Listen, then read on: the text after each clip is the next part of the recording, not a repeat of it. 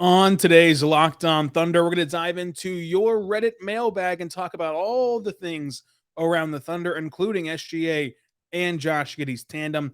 Is Josh Giddey going to grow facial hair? And so much more. All coming up on today's Locked On Thunder, your daily podcast about the Oklahoma City Thunder. So subscribe for free on all platforms on the Locked On Podcast Network, your teams every day.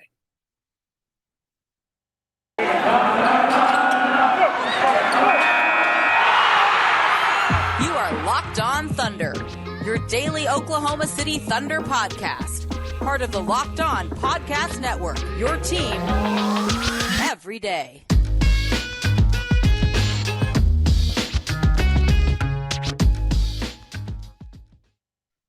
Let's get it going on the Locked On Thunder podcast, on the Locked On Podcast Network, your teams every day. I am your host, Rylan Stiles. You can follow me on Twitter at Rylan_Stiles. It's at RYLAN_STILES.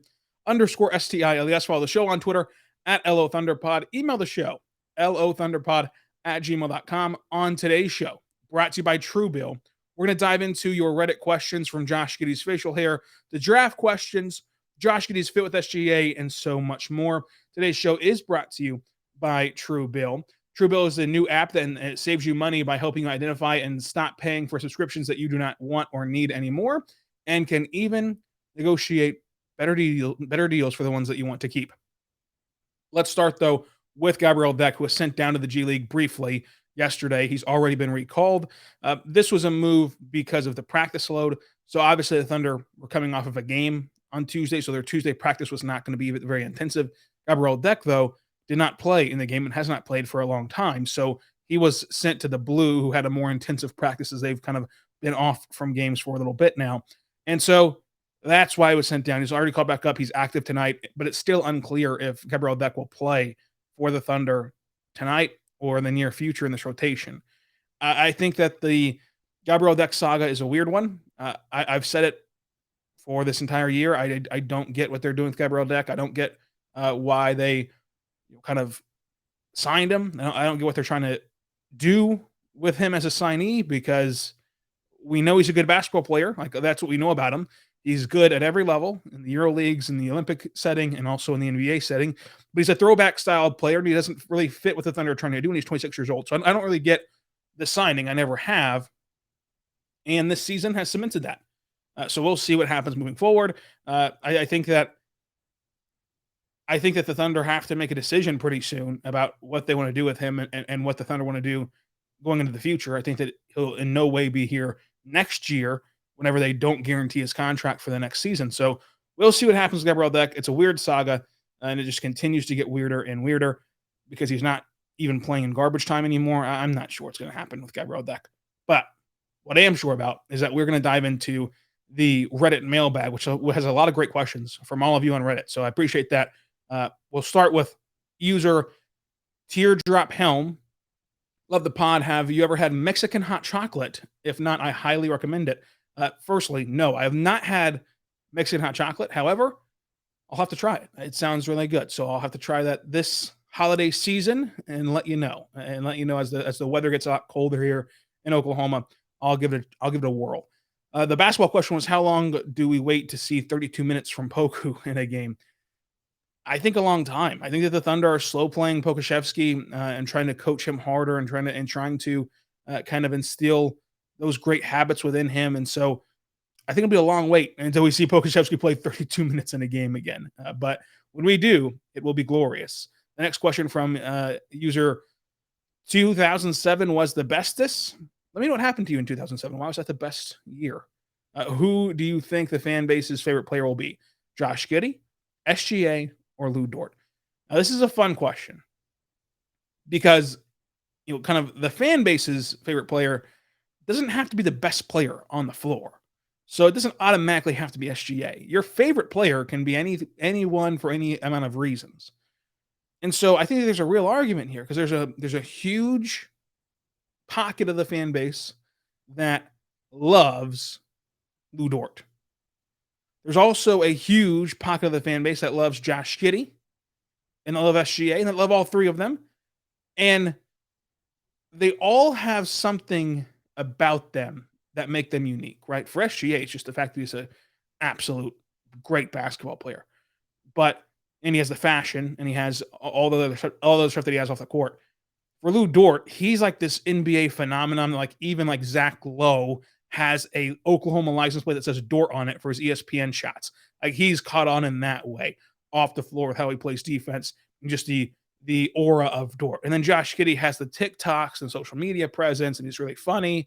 And then he also is a good basketball player too. They're all good basketball players.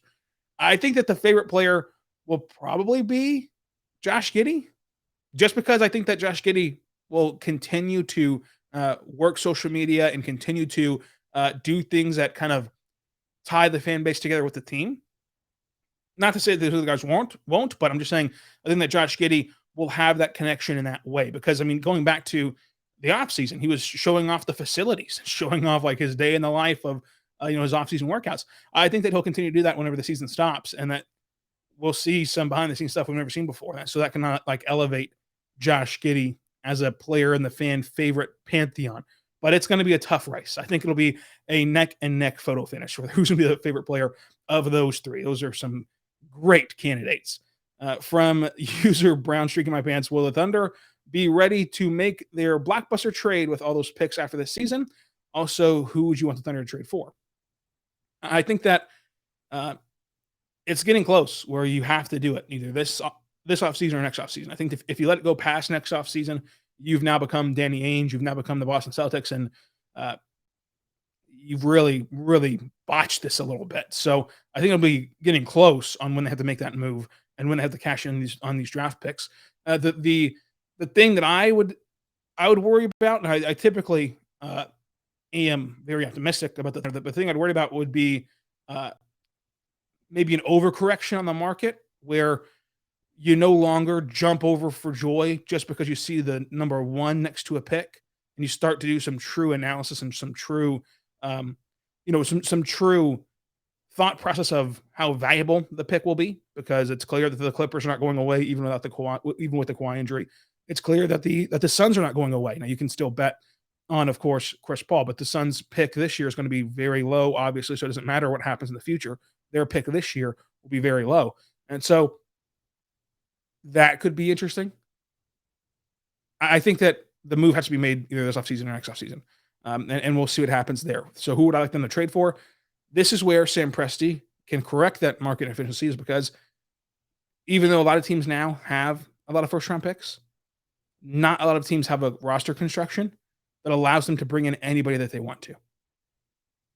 Anybody could fit within this construction of this roster because they've created it so versatilely and they have so many options, right? So they can trade for anybody they want to. I wouldn't trade for a Ben Simmons. I'd trade for maybe a Cat if he got disgruntled, or Bradley Beal, of course, is a hot name. Damian Lillard, of course, is a hot name.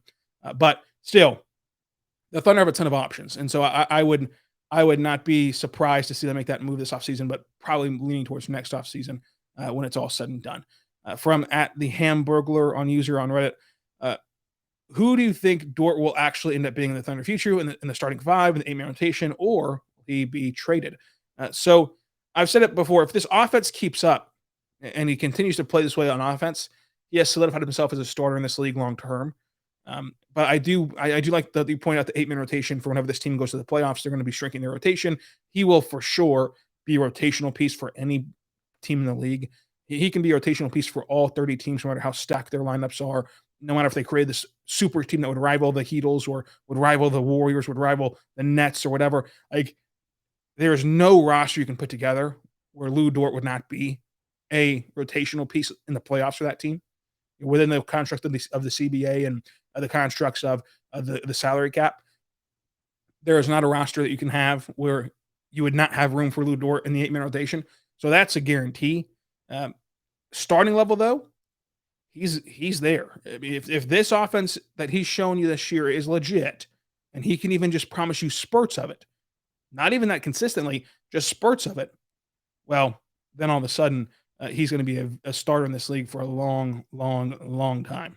I'd be interested to see if the Thunder would trade him. I don't think that they will, but that's always a possibility. And really, when you get down to it, you think about these trades, draft picks alone won't cut it.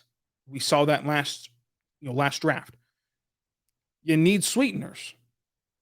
And for as fun as this season has been, for as fun and competitive as this team has been this season, who are your sweeteners? Who are players that you're going to throw in there and make the deal worthwhile? Because to make a blockbuster move, you need to keep SGA, you need to keep Josh Giddey, or else the blockbuster move doesn't do anything. If you trade SGA, you're praying to God the guy you trade for can be as good as SGA. That is nothing for you. That's a net zero, and you just lost a ton of draft picks. So who is going to be that guy that can be thrown in there? Baisley's disappointed. Theo Maledon has regressed, not even playing in the NBA anymore. You're running out of options to sweeten the deal. And you'd imagine if a team's accepting a ton of draft picks and trading you their best player, they're not in the market for a Kenrich Williams anymore, who's a good player, but he's 26 years old. They're not in the market for players like that could help them play, but they want to go younger. They want to do what the Thunder have been doing the last couple of years. So it's an interesting spot to be in. I think that there's a chance he's traded this offseason or next offseason, but I think ultimately he'll be with the Thunder long term, and he'll be a part of this Thunder core. So we'll see. Unfolds a great question there. But I do want to tell you about your friends over at Indeed. Indeed is awesome. It's great, like Lou Dort. While there's always going to be debate between LeBron James and Michael Jordan, when it comes to helping you hire all-star talent faster, the GOAT is Indeed. If you're hiring, you need Indeed. Indeed is a hiring partner that gets you what you really want, a short list of qualified candidates as fast as possible, because you can do it all. Attract, interview, hire, all at Indeed.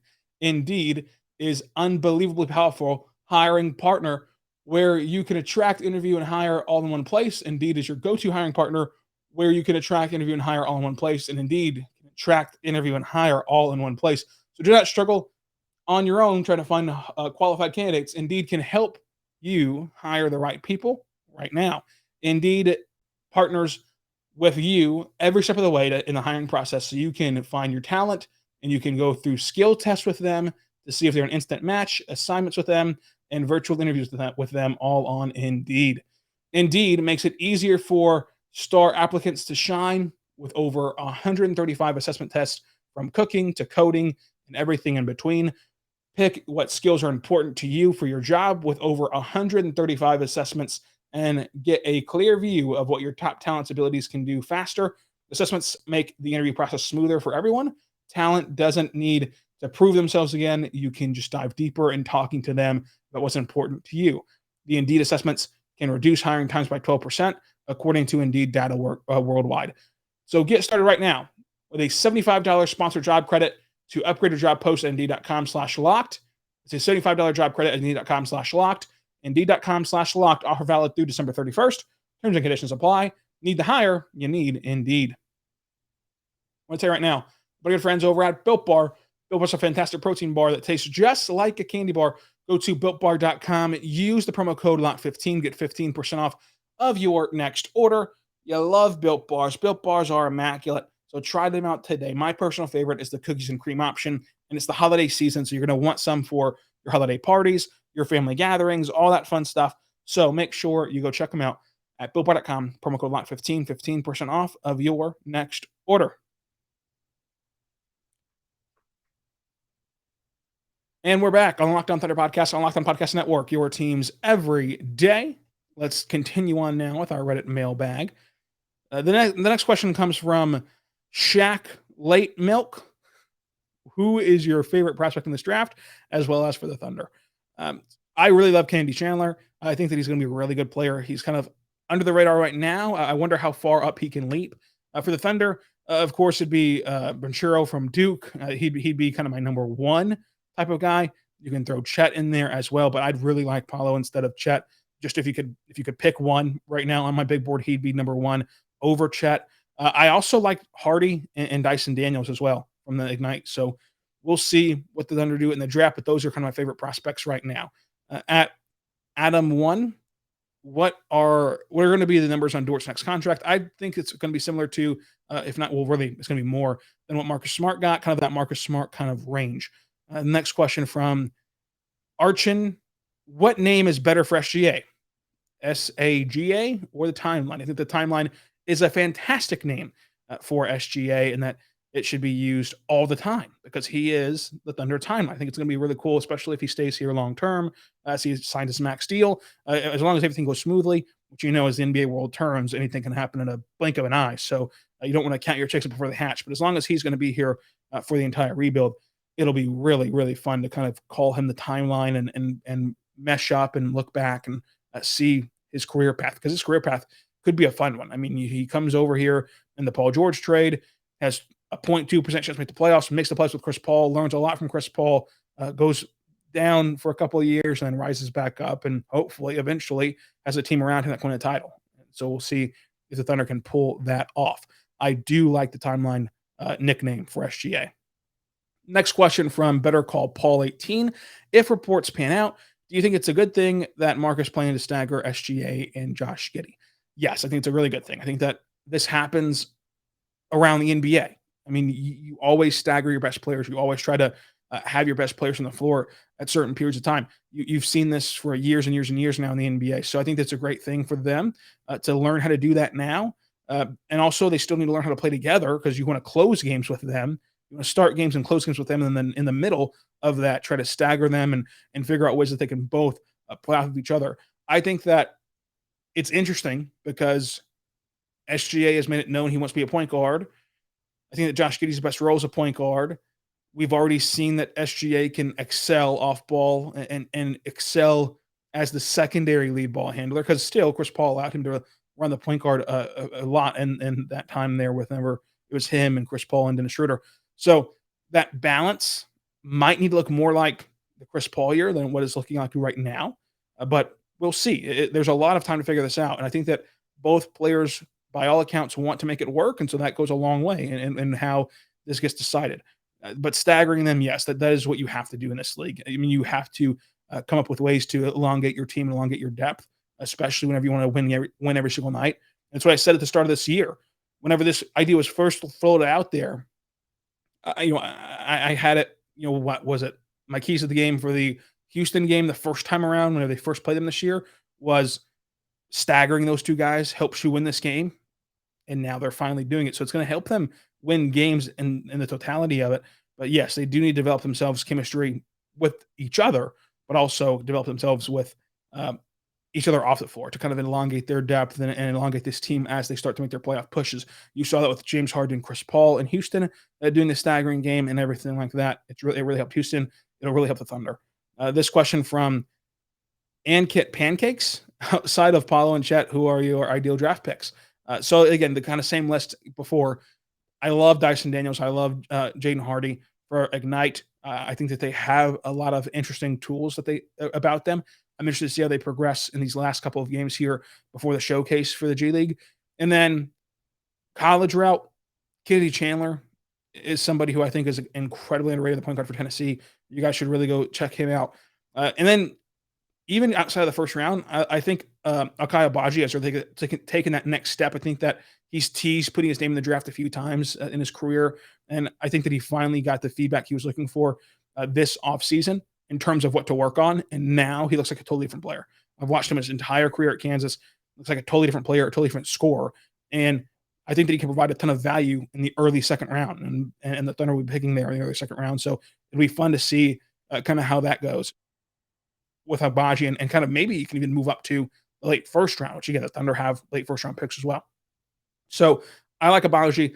I like Kennedy Chandler. There's some other names like Roomie Martin, who I think could be interesting as a shooter, but he has not had kind of the season yet that you'd want to see him have. He really came on late this weekend during Feast Week, but those are some of my personal draft picks. And then where I expect the Suns and Clippers picks, low. I'd expect the Suns pick very, very low. They just had a month where they didn't lose in a calendar month. I mean, that's pretty awesome. And when it gets that late in the draft, there's a ton of different motives and a ton of different reasons to use those picks, right? It's not just as simple as it is in the top of the draft where you're picking the best player, you're picking who you love. You might be taking a chance on somebody. You might be trading back. You might be trying to save somebody money. You might be trading to package those things and move up. There's so many different aspects of it that happen later in that draft to where the hard part would be finding that trade partner to package both of those picks and move up, because in that range of the draft, will be teams trying to skirt the luxury tax, teams trying, not to play rookies and not to invest in rookies and things like that, to where they don't even want their pick, much less two in this same draft. They'd rather have future picks.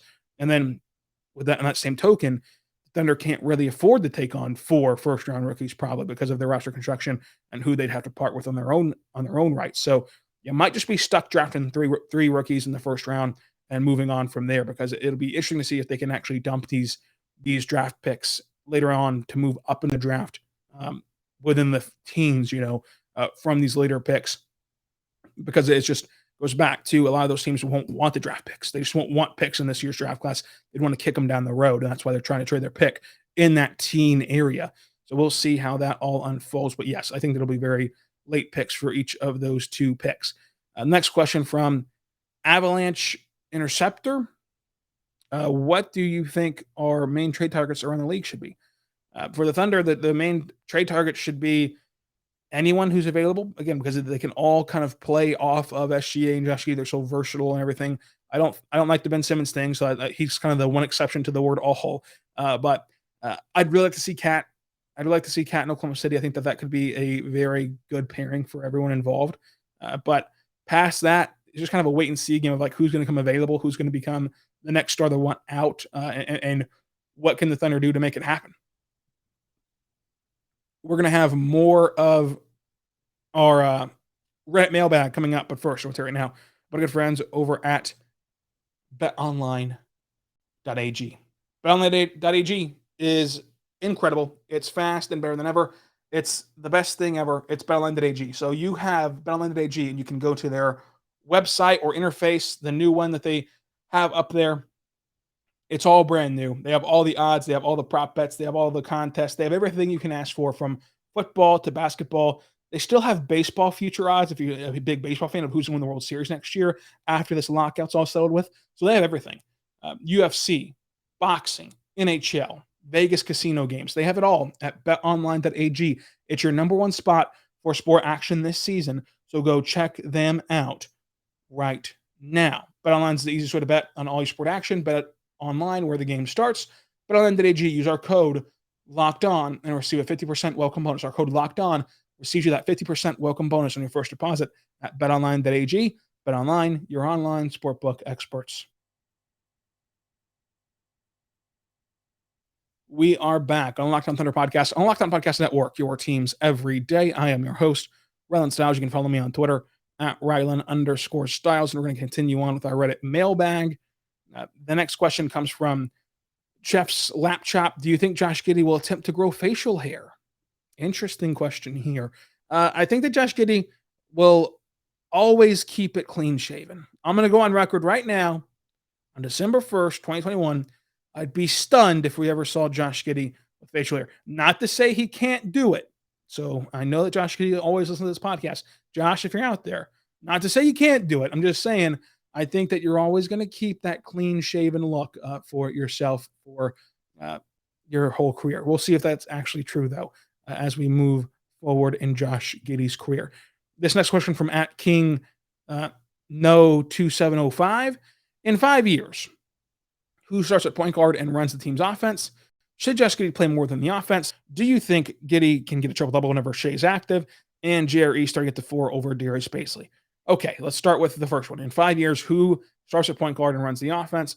As of right now, you have to assume it's going to be SGA because of his public desires to play point guard, and he can play point guard. He's a very good point guard, and you want to keep your max contract guy happy. You want to keep your number one option happy long-term in Oklahoma City and kind of cater to him a bit. I think there's a world where he says, look, I've played off ball before. It helps us win. We're 5 years down the road here. We finally got this roster in place, because at that point in 5 years, this team's either going to become the Kings, or it's going to be a team that's ready to win a championship and really knock on the door of winning a title in 5 years from today.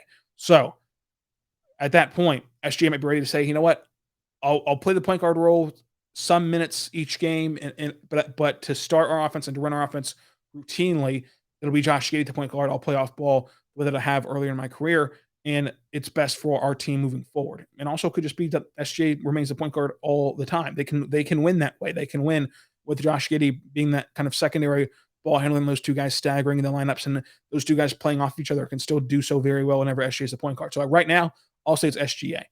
This question, should SGA play within the offense because it looks like he's trying to press or do too much right now? No, to me, this season's not about winning. It's not about succeeding on the scoreboard. It's about development. And so I don't think it's pressing from SGA. I don't think he's trying to do too much. I think that he's trying to see what he can get away with and see what he can develop into his game. It's those step back threes that are creating space for him. It's those difficult shots that he was not taking last year. He was not taking earlier in his career than that.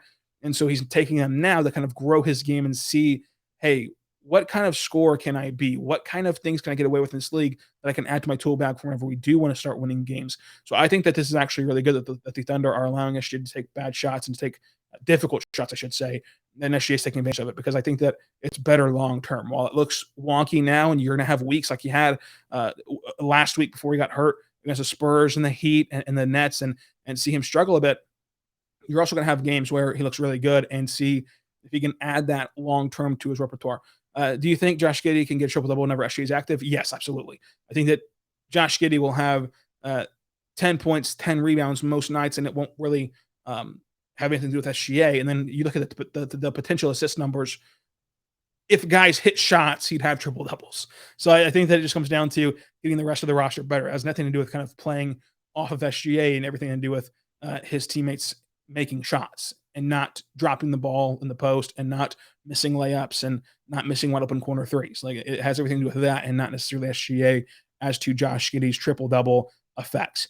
And then the last question from King No 2705 on this little blurb here. I appreciate all the questions. I appreciate all the kind words that you had at the end of the post as well.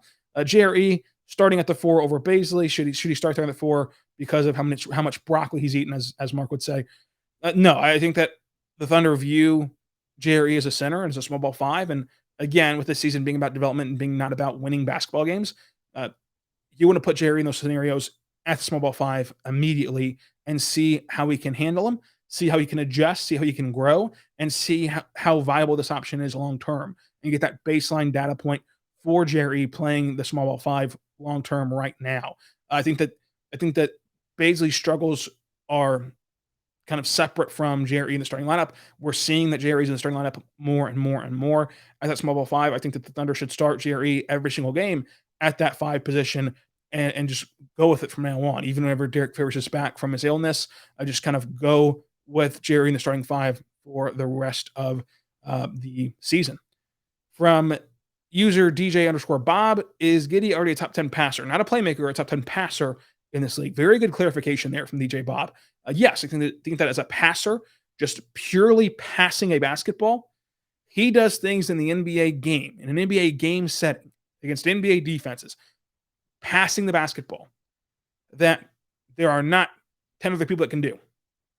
Like, he does things that are unbelievable. It's him, LaMelo Ball. It's all these great point guards that do these amazing passes, to where I'd like to see a skills competition, but like kind of better than the one we used to see, the Taco Bell skills competition, where it's like Josh Giddey and LaMelo Ball and these great passers without defenses. Because what in the world could Josh Giddey pull off if there was nobody on the court besides him and the guy he wanted to pass to? What could happen? Like, how much could he maneuver through and torque his body to pass a ball? Because he's doing things against this defense and against NBA defenses that are unbelievable. And so, yes, I think that Josh Giddey's a top 10 passer. And again, good clarification there to kind of just separate it in terms of just passing a basketball, a physical pass of basketball. Underscore Drewski Moon. At what point on Shai's timeline will we get Adams back and will we get Westbrook back on the MLE? I don't know if Westbrook will ever be an MLE guy. I think that he has a lot of pride and self-awareness. And I think that maybe like hanging around for the MLE will not kind of be his MO, and I wouldn't blame him if it is. I'm just saying, I don't know if that's kind of his kind of route in life. I think that he has a lot of other things going for him, to where when he can no longer be Russell Westbrook, he's just kind of okay with it, and he retires and he moves on. But it'd be nice to bring Russell Westbrook back on the MLE and have him ride the bench and be a great teammate and be a leader for this team as they want to go back and try to win championships, and have him play those minutes. Kind of like what the Mavs with JJ Barea, where he was kind of always around the team and always hanging out and didn't play that much, even though he was a key cog of their championship run, and didn't play that much, but still kind of helped the team move along. But again, that doesn't really sound like something that Russell Westbrook will want to do. So we'll see how that all goes. I don't think they're ever going to bring back Steven Adams, but I do enjoy the funny questions there. So that's the Reddit mailbag. I appreciate everybody's questions, everybody's support, everybody's comments on there as well. If you have any questions, you can always DM them on Twitter at Ryland_Styles. Tweet them at me at Ryland_Styles, or go back to that Reddit thread and keep commenting. I'll always go back and check that as well. And also, if you don't have social media, go check out, is Reddit social media? Also, if you don't have social media, go check out the email as well. I know you have an email address, lothunderpod@gmail.com. Email your questions in there as well. So that is going to be it for today's episode. On tomorrow's show, we're going to recap this game against the Houston Rockets. On Friday, we'll recap the game against the Memphis Grizzlies and so much more. Until then, be good and be good to one another.